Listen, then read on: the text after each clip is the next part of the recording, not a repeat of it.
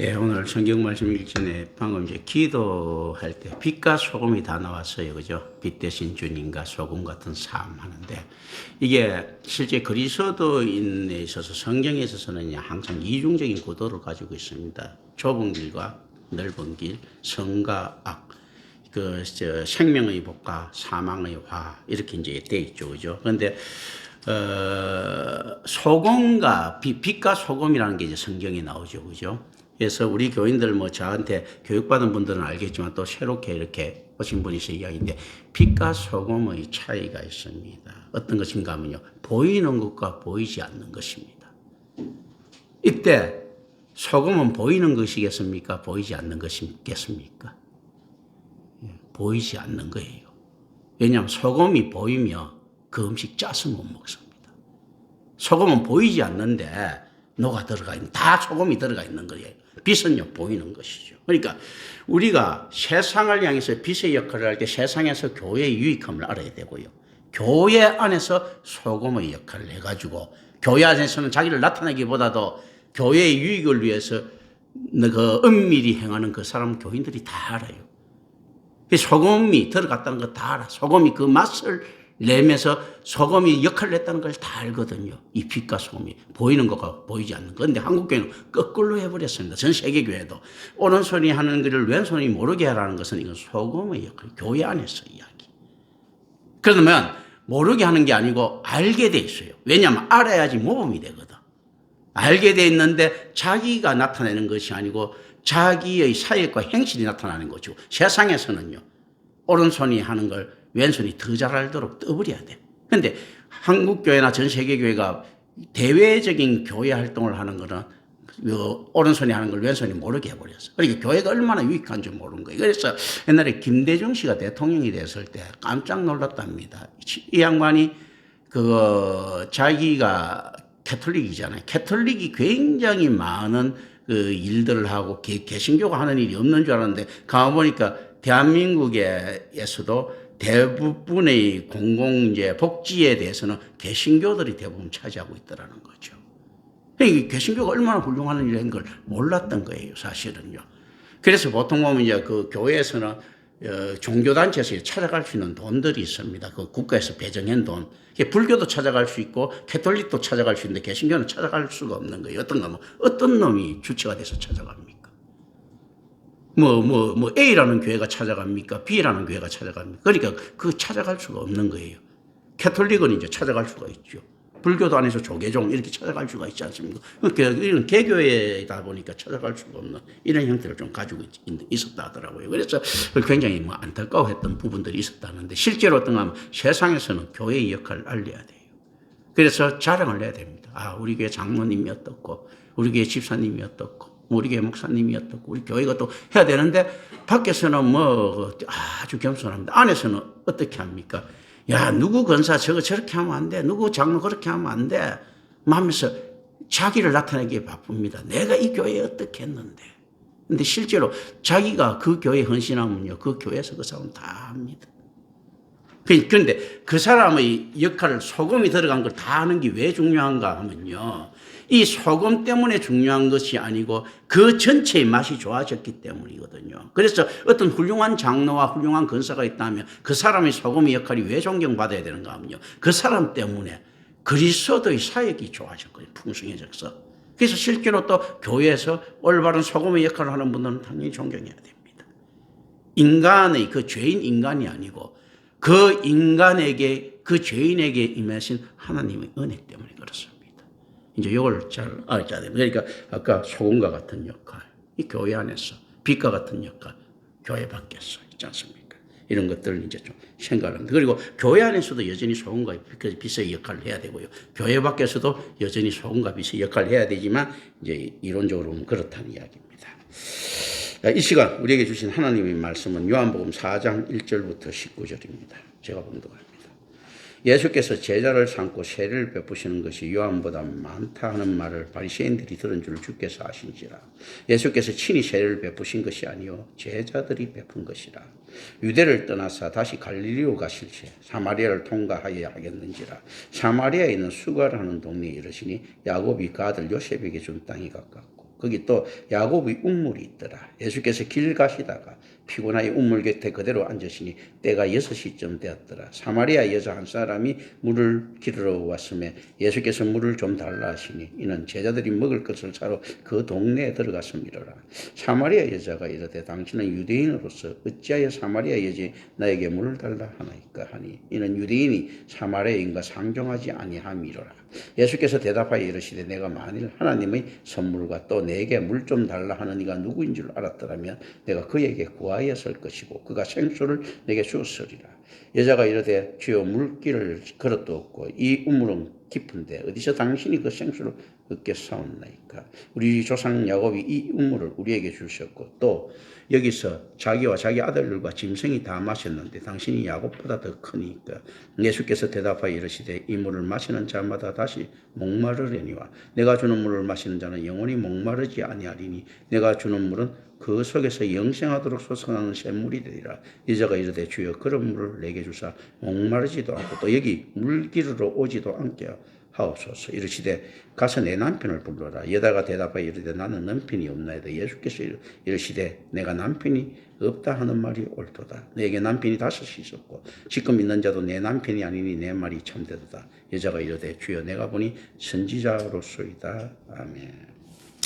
자, 여기서 이제 또 하나씩인데 이제 짚고 넘어갑니다. 예수께서 세례를 베푸신 것이 아니고 제자가 세례를 베풀었다. 이쯤에서 우리는 같이 그 디스커션을 한번 해봅니다. 예수의 제자가 이때 신앙인들이 좀 있었습니까? 우리가 뭐 역사적으로 볼 때 없었던 것 같습니까? 엉터리예요, 엉터리. 어디까지 엉터리인가 하면 예수님께서 십자가에 달렸을 때 다들 도망가는 데서 이 절정에 이릅니다. 그럼 앞으로도 계속 쭉 엉터리인데 예수님께서는 이들에게 무슨 권한을 주셨습니까? 세례를 내주실 권한을 줬습니다. 그렇다면 교회는 어떤 위치를 가지고 있는가 했을 때요. 완성된 자에게 세례를 주고 직분을 주는 것이 아니다는 겁니다. 이 세례를 주는 권한이란 건 목회의 권한들인데 사실은 이제 지금 그렇다고 지금 목회자라고 보기에는 애매한 부분들이 있습니다. 자, 목회의 권한인데 어떤 권한인가 했을 때요. 가능성의 존재에게 주는 겁니다. 많은 교회들이 이런 식으로 이야기할 수 있습니다. 아이, 저분 훌륭한 장로라서 그 장로감이야. 그래서 집사 장로가 됐어. 항상 그리고 정당화시킵니다. 되고 난 다음에 그 장로 받을 때까지만 해도 훌륭해서 그 뒤에 개판됐어. 뭐 이렇게. 그래서 항상 보면 정당화시킵니다. 우리가 논문 정당화시키듯이 아이, 박사학위 논문 주고 난 다음에 그 논문 자기 그 얼굴이 있으니까 논문 주기 전까지 온갖 핍박 다 해놓고 주고 난 다음에 훌륭한 논문이야 하면서 자기 얼굴에 금칠하듯이 어휴 내 제자지만 훌륭해 하면서 이렇게 하는 게 실제 자기 위신하고 관계되어 있는 것들이거든요. 그래서 교회는 훌륭한 사람한테 줬다 하는 이런 엉터리 사고를 가지고 있으면 안 됩니다. 교회의 위치가 어떻는가 하면요. 죄인들과 의인들이 같이 있다고 했을 때요. 실질적으로 의인들은 보이지 않는 곳이 있습니다. 왜냐하면 의인들은 미완성형이에요. 앞으로 주님과 연합될 때 나타날 형상들이거든요. 그러니까 교인들이 냉정하기 위해서 교회는 어떤 집단인가 했을 때 나쁜 놈들의 집단입니다. 의인 하나도 없는 그런 거거든요. 지금 현재 진행형인 의인은 하나도 없는 것이에요. 그런데 여기서 완성된 자한테 어떤 직분을 준다는 이런 있죠. 이런 허황된 선전을 가지고 거룩하게 자꾸 만들죠. 거룩한 근사, 아유, 저 근사 존경할 만해, 저 장로 존경할 만해 하면서 그 전적 타락의 죄인과 사기꾼들 갖다가 합법화시켜줍니다. 이거 큰일 날 일들입니다.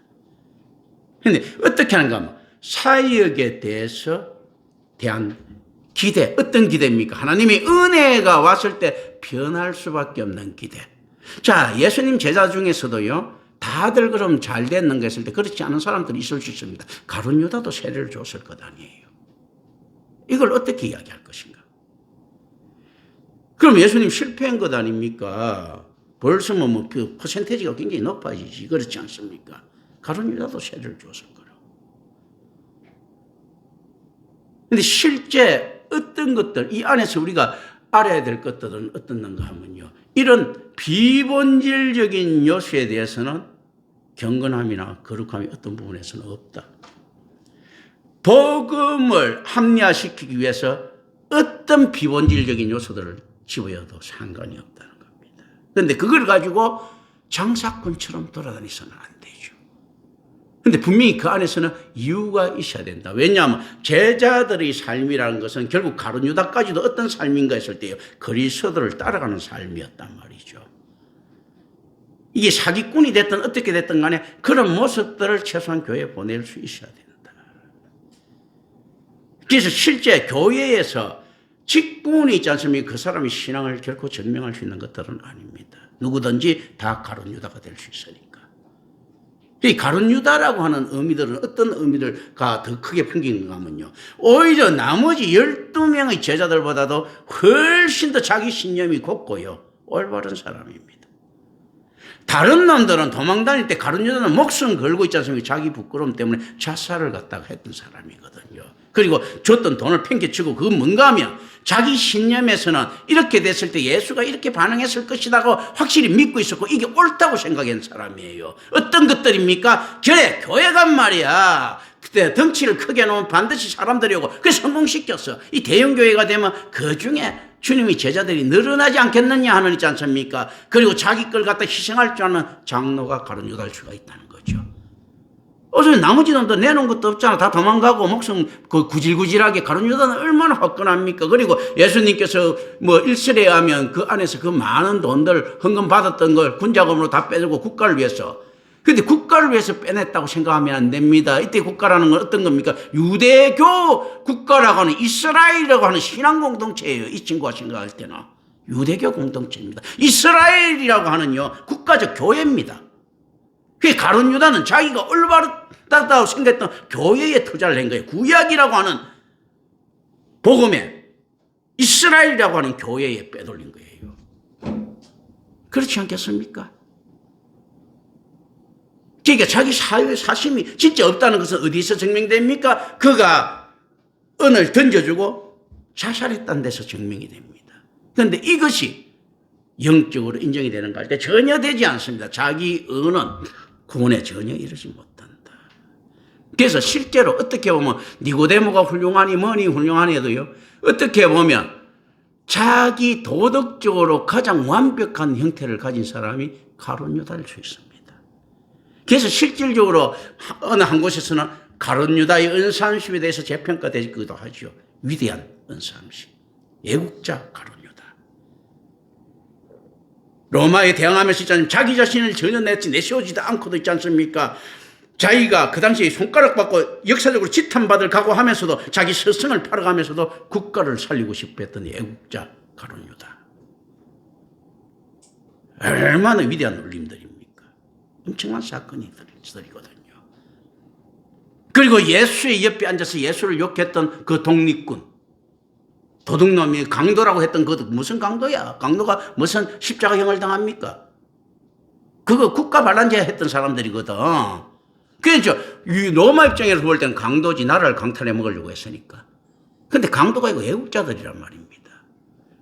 자기 죽음에 있어서도 끝까지 자기 하늘에 대해서는 부끄러움이 없다 이거죠. 예수한테 이야기하는 거 이거 아닙니까? 야, 나도 메시아의 권한을 당신처럼 가졌으면 나는 더 큰 일을 했을 거야. 당신은 뭐야? 이렇게 이야기하는 거거든, 예수한테. 너 꼬라지 보니까 이게 이렇게 초라하게 죽느냐 말이야. 한판 붙어보고 죽지. 마사다 전투라도 한번 일으키고 죽지. 이야기거든, 지금 강도가. 그게 예수한테 불만인 거예요. 그게 네 같은 놈이 주는 구원 같은 나는 안 받겠다 하면서 쫙 가는 거예요. 불교에서도 뭐 어느 고성들 이야기하죠. 내가 지옥에 가지 않으면 누가 가랴, 뭐 이런 거 있지 않습니까? 내가 예수 네가 이야기하는 복음이 진짜 같으면 난 그 천국 안 가도 돼. 난 떳떳하게 살아서 이 이야기거든요. 이 강도들 이야기가 하나가요. 근데 한 강도는 그게 아니라는 이야기지. 내가 여지껏 행적을 보니까 당신은 그리스도가 맞더라는 이야기. 어떻게 알겠습니까? 이 친구들이 십자가에 매달릴 정도로 그물들이란 말이야. 티베리스 황제 때 사형제도가 금지됐는데 공식적으로 십자가에 매달릴 정도로 그물들이에요. 그렇다면 감방에 앉아가지고 모든 정보를 다 받았을 거야, 예수에 대해서. 왜냐하면 예수가 혁명 가능성이 있었으니까. 다 받았어. 그 예수에 대해서 다 하는 거예요. 그런데 한 사람은 어떻게 설득합니까? 인정합니까? 예수가 보니까 이거는 민족주의 정신이 없어. 그런데 한 사람은 어떻습니까? 아, 예수의 행정을 보니까 이 진짜 그리스도더라. 판이 갈리는 거예요. 그런데 사람이란 게 어떻게 갈리는가 하면요. 사도 바울에 대해서 우리 한번 생각을 해봅시다. 사도 바울이 누굽니까? 서대반을 죽일 때, 옷을 가지고 있을 때 서대반의 이야기를 듣고 어떻게 평가를 합니까? 보니까 서대반 저거 죽음마땅하다 하고 사도 바울이 판명을 하죠. 예수님 있지 않습니까? 이 우표 좌우편에 앉았던 강도처럼 예수는 이거 엉터리야 하면서 이렇게 판단을 한다면 사도 바울이요. 다메섹에서 사도 바울은 어떻게 평가합니까? 예수가 진짜야 하고 판단하죠. 한 사람한테도 두 분이 나타났습니다. 때의 문제입니다. 만약에 그 강도가 뒤에 가서는 예수를 인정할 수도 있었다. 그러나 어떤가 하면요. 하나님의 때를 만나지 못한 자는요. 결국은 지옥인 거예요. 결국은 은혜의 사건이라는 거 이걸 생각을 합니다. 자, 그리고 우리가 이걸 봅니다. 예수께서 친히 세례를 베푸신 것이 아니고 제자를 베푸는데 이 당시 제자들은 다 양아치들이지요. 임마누엘 교회는 여기에 근거해서 전혀 거리낌 없이 직분이 임명합니다. 직분은 경쟁하는 것이 아니고, 그리고 자, 12제자 중에서 예수님께서 어떻게 야, 베드로 세례하고 좀 있어갖고 니들이 조금 더 성장하고 난 다음에 2차적으로 말이야, 안드레 세례하고 이렇게 안 하죠. 12명 다예요. 임마누엘 교회에서 있지 않습니까? 실질적으로 하나님 앞에 1대1로 계수할 각오하고 대충 나이 들면 다 직분 받아야 됩니다. 왜냐하면 요즘에 거룩한 직분 어디 있습니까? 다들 그 양아치 직분들이지. 그런 거거든요. 그러니까 밖에 나가서 안 쪽팔리려고 하더라도 뭐 나이 있지 않습니까? 한 50만 넘어가고 맨날 직분이 뭡니까? 아니, 나 그냥 평신도인데요. 뭐야? 나 제 집사인데, 집사, 무슨 집, 안수 집사예요. 아니, 안수, 뭐, 그건 아니고 그냥 뭐 서리 집사인데요. 뭐, 그거는 개나 소나 다 받는 것 아니야. 해서고 뭐 기업처럼 됐습니다. 그리고 아직까지 장로도 못 돼서 그렇게 많이 다니더니 이렇게 하지 않습니까? 그런 말 안 듣기 위해서는 있지 않습니까? 1000명, 10,000명 있더라도 다 장로하고 다 해도 됩니다. 그런데 하나님 앞에서 정말로 세례 줄 자격을 갖췄는가 했을 때 어떻습니까? 올바른 교회에서는요, 확률이 높습니다. 어떻게 높습니까? 가룟 유다 하나가 세례 줄 자격이었고 나머지는 다 있었던 거예요. 이 당시는 완전히 엉터리였지 뭐.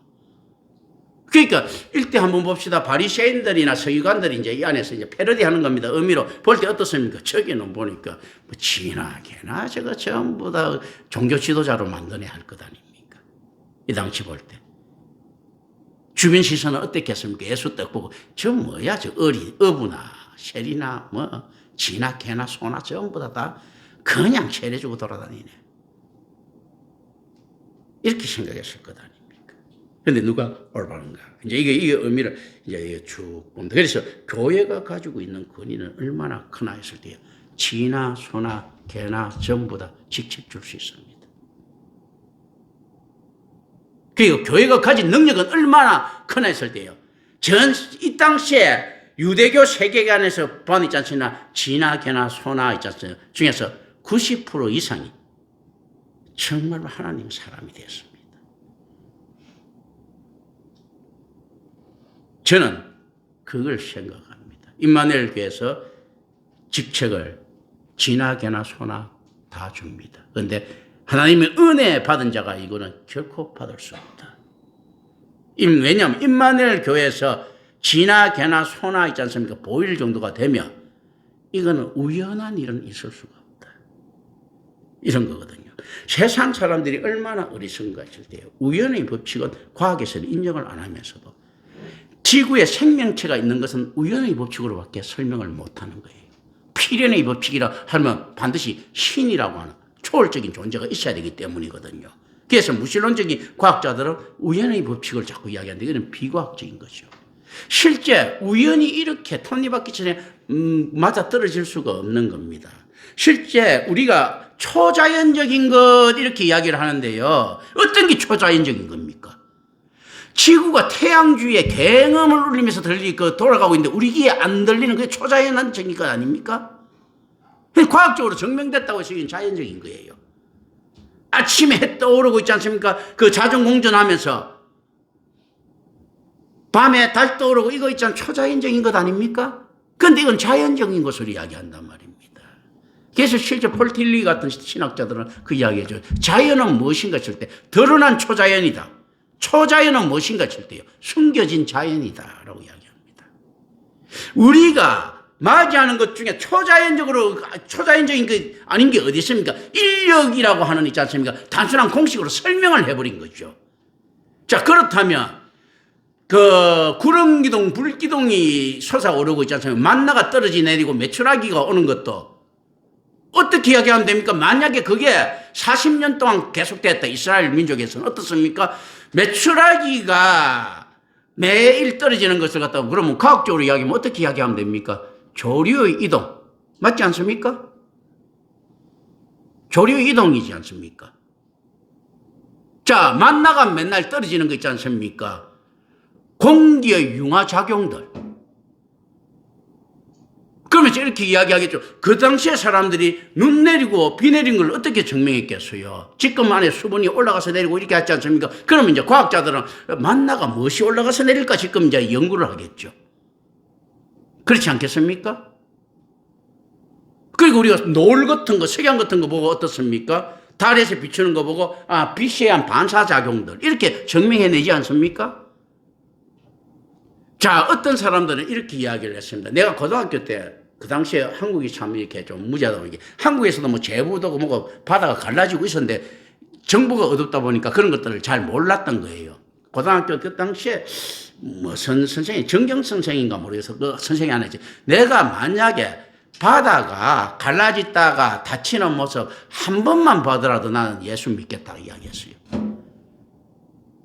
그런데 이제 좀 세상이 좀 좁아지고 하고 이미 내 고등학교 1학년 때쯤 그 이야기한 것 같은데 우리가 이제 고등학교 졸업할 무렵쯤 돼갖고 제부도 뭐 이런 거 막 이제 드러나기 시작한 거예요. 뒤에 80년대 돼서 드러나니까 어떻습니까? 아유, 그거는 뭐 인력작용이잖아. 그래서 그냥 유야무야 됩니다. 바다가 갈라지는 것 이걸 갖다 기적으로 알았는데 그거 인력 작용해서 있을 수 있다 이런 식으로 이제 이야기되는 거예요. 어떤 거라도 다 끼워 맞출 수 있습니다. 과학으로. 그러니까 어떤 초자연이 나타나더라도 자연화됩니다. 실제로 정말로 자연화될 것 같으면 자연에 대해서 이해가 넣었다고 할 것 같으면 못 고칠 병은 하나도 없지요. 이 병이 어떻게 그 원인이 되고 어떻게 되고 짐작일 뿐이지 진짜 그 원인을 알고 뿌리조차 하면 못 고칠 병은 없습니다. 그걸 모르기 때문에 못 고치는 거거든. 그런데 그걸 갖다가 이게 뭐 스트레스가 원인이 될 수 있습니다 해서 하고 이걸 스트레스를 과학으로 하잖아. 그건 우연이라는 이야기잖아. 스트레스가 어떻게 증명되는데? 스트레스가 암을 유발합니다 해서 하고 거의 물리적으로 사용하는 것이 아니잖아요. 그냥 진짜로 책임감 없이 던지는 이야기잖아. 그 말은 결과적으로 뭡니까? 심상이 병을 만들어낸다는 이야기잖아요. 없는 것에서 무에서 유가 창조됐다는 이야기잖아. 성격 하나 때문에. 그걸 어떻게 과학이라고 이야기할 수 있습니까? 이런 것들을 우리 생각을 볼 필요가 있습니다. 과학의 한계들. 과학은 점점점 발달하지요. 그렇기 때문에 불완전한 것이요. 완전한 것은 더 이상 발달할 가능성이 없습니다. 끝났거든. 진리는요. 왜 불변인가 하면 진리는 그 자체로 완전하기 때문에 가감할 게 없어요. 그런데 진리를 갖다가 불완전한 과학으로 증명한다 이건 있을 수가 없습니다. 진리를 증명한다면 최소한 완전한 과학으로 증명해야 됩니다. 그러면 과학이 완전해지려면 인간이 물리적으로도 아마 영생할 수 있겠죠. 그렇지 않겠습니까? 이제 이런 것들을 위해서 생각하고 전부 다 이거는 어쨌든 간에 전체 이제 성경을 보는 거 하나에서 전체 문맥 하나를 가지고 거기서 그 함몰되지 말고 성경 전체를 보고 하나님의 질서를 우리가 이제 봅니다. 예수님께서는요 주어진 사역을 완성하기 위해서 사마리아를 거쳐서 이제 가신다. 그리고 본문은 예수의 두 가지 대화로 지배되는 분명한 구조를 가지고 있습니다. 어떤 것인가 하면요. 1절부터 6절의 서문 뒤에 우리는 7절부터 26절, 이제 우리 오늘 본문 범위를 넘어서는 겁니다. 26절에 예수님과 사마리아 여인과의 대화를 듣습니다. 7절부터 26절에 쫙 걸쳐있는 거. 그리고 그 대화는 두 가지 별개의 주제로 구성됩니다. 즉, 6절부터 18절에 그리스도께서 주시는 생수, 우리가 이 본문은 요거지요, 그죠? 그리스도께서 주시는 대로. 그리고 19절부터 26절에 성부가 원하시는 예배가 나옵니다. 그리스도께서 주시는 생수, 그리고 우리가 무엇을 주목하라고요? 성부가 주시는 예배입니다. 여러분들이 영적인 기복을 구하고 있습니까? 그렇다면 어떤 예배를 드렸는가? 이 예배예요. 자, 그리고 31절부터 38절에서 이거 예수와 제자들 간의 대화는 또 두 단락으로 나눕니다. 어떻게 나뉩니까? 그 사마리아 여인과 수가인들에게 증거를 묘사하는 27절부터 30절. 그리고 그들의 회심에 대해 이야기하는 39절부터 42절 사이에 놓여집니다. 사마리아 여인과 수가인들에게 증거를 묘사하는 것들이 나오죠. 이 다드라는 학자가 있는데요. 지다드, 신학 같은 경우는 이제 그거죠. 다드 책은 우리, 김수영 권사도 하나 가지고 있지, 그거요. 그 굉장히 어려운 책인데, 우리 교회 밀락동에 있을 때 보니까 내가 보고 있다고 사보더라고. 두꺼운 책인데. 그러니까 우리 교회가 그래서 그때 김수영 권사가 샀고 내가 알기로는 김유진 권사가 산 걸로 알고 있는데, 이 다드라는 학자는 이 배경을 앞뒤 두 가지 무대에서 발생하는 드라마에 비교합니다. 우리 왜 연극 드라마 할 때 드라마요. 이게 뭔가 하면 그리스 특유의 드라마, 실질적으로 우리가 그걸 묘사하지요. 모노드라마도 좋고, 뭐도 좋고, 다, 우리가 할 때 보면 안에서 그 표현하는 방식들이 있지 않습니까? 여기 극적으로 묘사를 하는 겁니다. 이제 이게 그 당시 왜 설명하는 방식이니까 묘사를 하는 거지요. 보통 우리가 햄릿, 이런 것도 볼 때도 보면 그런 묘사들이 막 있죠. 그죠? 또 그리고 죽느냐, 사느냐, 그시 문제도를 할 때 또 안에서 한쪽 편에서는 어떻습니까? 내가 죽을까, 자살할까, 또 하나 죽었다가 죽지 않는데 기절했는데 또 있는 모습들, 이런 거, 이렇게 여러 가지가 이제 다른 무대에 묘사되는데, 이거 두 개의 무대를 가지고 하나 딱 때리는 겁니다. 한쪽에서는 어떤가 하면 예수님이 이제 제자들한테 막 이야기하는 모습들이 있어. 그리고 한쪽에서는 어떻습니까? 사마리아 여자가 수가인들한테 이야기하는 거 있어. 그러면서 이 안에서는 어떤 것들이 있는가 하면요. 결론적으로 이야기해서 이런 것들이에요. 자, 예수의 제자들은 이걸 이야기할 때 몰라. 한번 보십시오. 어떤 몇 장이 있는 거예요, 이게.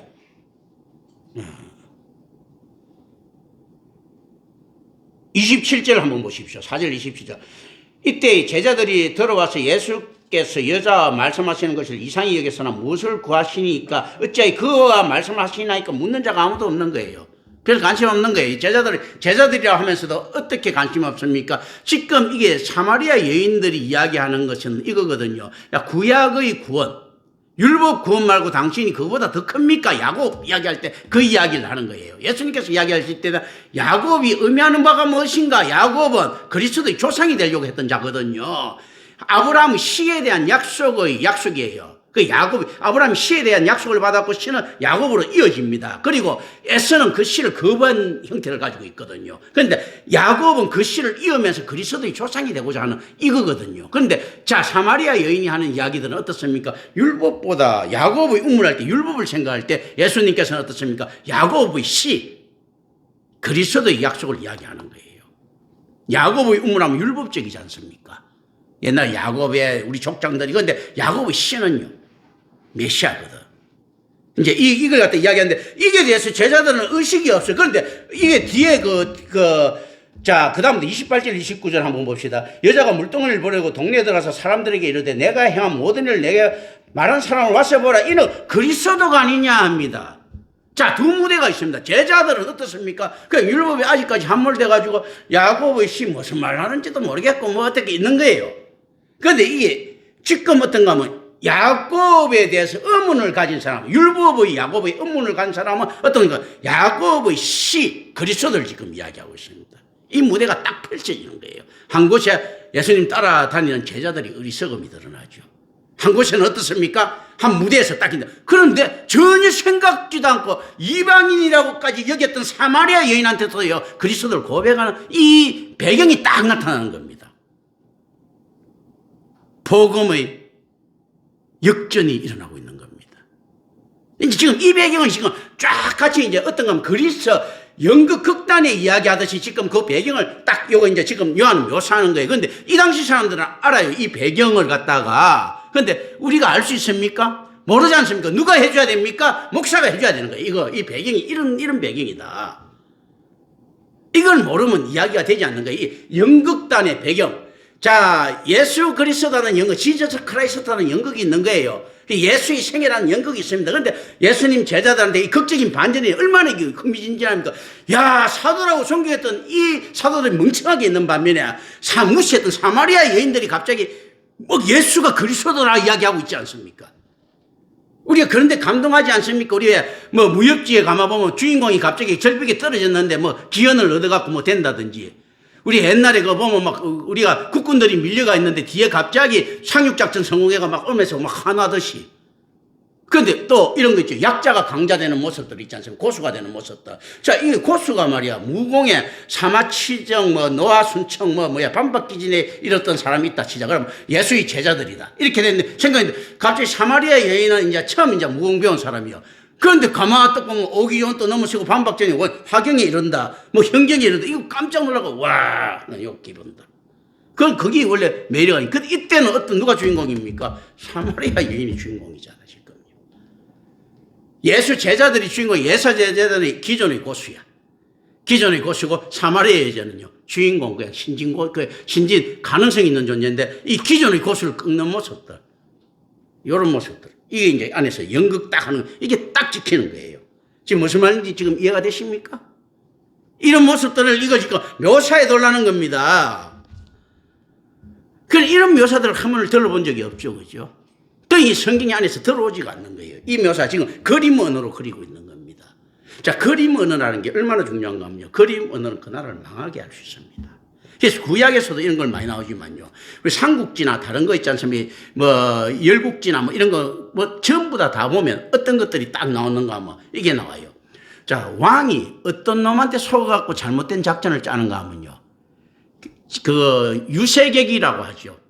이거 이빨 까는 유세객의 말을 듣고 난 다음에 속죠. 그런데 진언을 하는 사람 말은 안 듣고 간언을 하는 사람 듣는다 하지 않습니까? 이때 우리는 간언하는 사람 말을 와야 듣고 진언을 하는 사람 말을 진언을 하는 사람 말은 안 듣고 잘못된 이야기하는 사람을 듣는다. 왜 듣겠습니까?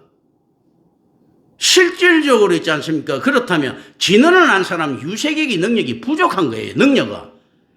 중심이 있고 안에서 머리는 있는데 표현력이 부족한 겁니다. 그래서 이런 것들이죠. 조조한테 가서 적벽대전에 이야기를 합니다. 어떤 이야기를 합니까? 말입니다. 그 백길이 딱 뭉쳐갖고 딱 하면 이거 말도 달릴 수 있고 얼마나 화공에는 결국 깨지죠. 말도 달릴 수 있고 이렇게 조조한테 머리가 쫙 걸릴 것 아닙니까? 송견이 말입니다. 저 손시들이 회상에 능하자지만 우리는 배에서 말을 달리는데요. 이거 어떻게 우리를 이길 수 있겠어요? 그리고 큰데 꽝 부딪혀놓고 하면 그림이 쫙 걸릴 겁니다. 그림 언어예요. 그림 언어를 어떻게 잘 설명할 수 있느냐에 따라서 그 사람이 설득당하고 안 당하고 합니다. 그래서 이런 이야기를 하죠. 자, 우리가 말이면 저 장평에 저 넓은 곳에 있다. 그럼 저 평야에서 우리가 전투를 벌입니다. 그때 우리는 보병이주의 군대입니다. 그렇기 때문에 넓고 이렇게 해야 됩니다. 그럴 때 이제 그렇게 해서 넓고 해갖고 우리가 쫙 상계가 붙으면 얼마나 유리하겠습니까 하면서 쫙 했어요. 그런데 실제로 그 넓은 곳에서는 누가 유리합니까? 기병이 유리해. 그런데 설명을 갖다가 보병 위주로 하면 쫙 넓게 상계하면 딱 들어오지 않습니까? 또 이제 기병 가진 사람을 설득시키려면 이게 넓은 것이니까 우리가 말을 타고 가면 그칠 것이 없습니다. 기병으로. 이렇게 하면 그게 싹 들어가. 그게 이 그림 언어들이거든요. 그런데 또 어떻습니까? 우리는 보병이주기 때문에 저쪽에 기병이 강하기 때문에 산에 있으면 말들이 막 올라오다가 못 올라올 것 아닙니까? 이 그림으로 설명하는 거예요. 이 그림 언어들. 지금 어떻게 했습니까? 저기 그림 언어로 뚝 던지는 겁니다. 그럼 우리는 그림 언어로 촥 받아들여야 됩니다.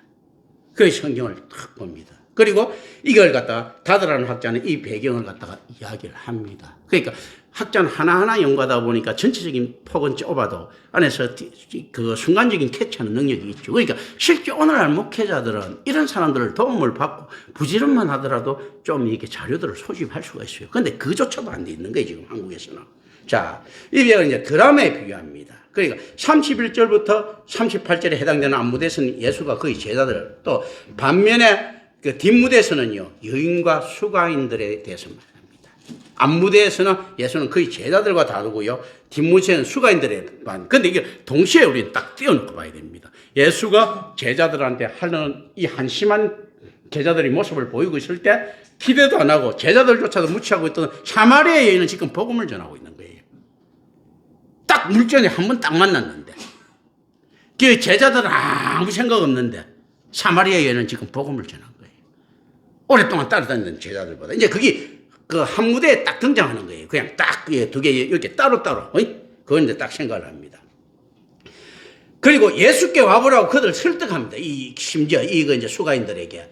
그리고 나서 두 무리들이 함께 가면 성으로 이동합니다. 자, 이제 무대에서요. 그러면서 이쪽에도 걸어오고 이쪽에도 걸어와요. 우리가 소설로 이야기하면 이렇겠죠. 주인공이 어떻습니까? 성도로 걸어간다. 마교인들, 악강들도 성도로 걸어간다. 만나지? 똑같이 이제 이게 묘사가 되는 거예요.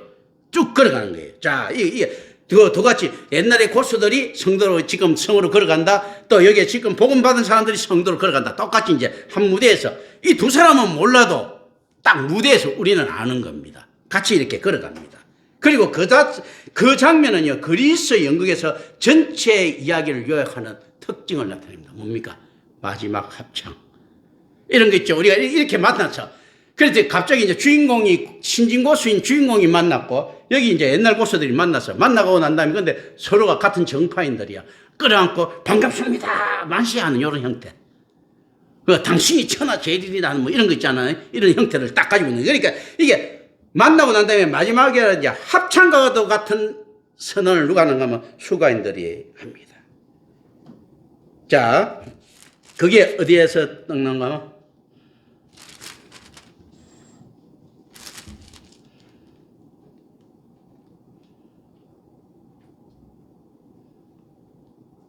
자, 맨 마지막 42절 보세요. 우리가 친히 듣고 그가 참으로 세상의 구주이신 줄 알미라 하였더라. 이렇게 지금 이제 이 안에서, 근데 제자들은 아직까지도 이제 뭐 아직 양아치들이지. 근데 어떤가 하면 이제 만세 우리 주님이시다 하면서 이제 일단 한 달로 끝난 거예요. 사실은 앞으로 갈 길이 뭔데. 이제 어쨌든 간에 이 안에서는 어떻습니까? 이 안에서 자, 예수의 제자, 그리고 그 안에서 그 버림받았던 사마리아인들, 그 수가인들 이렇게 해가지고 예수 그리스도 하면서 막 우리끼리 박수치고 하는 거예요. 빵빠레 울리고 요 내용입니다. 지금. 그런데 이 세상에서는 인정하겠습니까? 그런데 교회에서 이런 일이 자주 있죠. 정말로 올바른 교회라고 생각하면서 우리가 손잡고 있습니다. 자, 임마누엘 교회에 맞게 교회였습니다. 다 이제 우리 교인들을 알죠. 그런데 뭐 이제 몇 명 이렇게 해가 뜨거운 감동이 촥 밀려오면 이렇게 해야죠. 할렐루야, 아멘. 우리 세상을 이깁니다. 그리고 난 다음에 그 다음에 세상 나가고 또 시험 받죠, 사실은. 근데 지금 요게 세상을 이깁니다 하면서 있지 않습니까? 탁 하는 요 감정. 그게 신앙에 있어서 있지 않습니까? 굴곡을 가지고 있습니다. 자, 요 이야기를 대고 수가인들을 보고 제자들도 분명히 감동받았었고 함께 합창을 불렀어요. 그리고 난 다음에 이들은 어떻게 했겠습니까? 끝까지 또 예수를 의심하겠죠. 12제자들이. 우리 주님이 그리스도가 맞기는 맞는겨? 하면서 이제 의심하지 않습니까? 근데 지금 이때는요. 그래, 할렐루야. 우리도 그런 거 많죠. 그래, 맞아. 이게 진짜 복음이야 해놓고 난 다음에 항상 제 뒤통수를 갖다 치는 사람들이 나타나지 않습니까? 임마누엘 교회에 있으면서도요, 제 뒤통수 치고 간 사람 중에서 감동 안 받은 사람은 아무도 없습니다.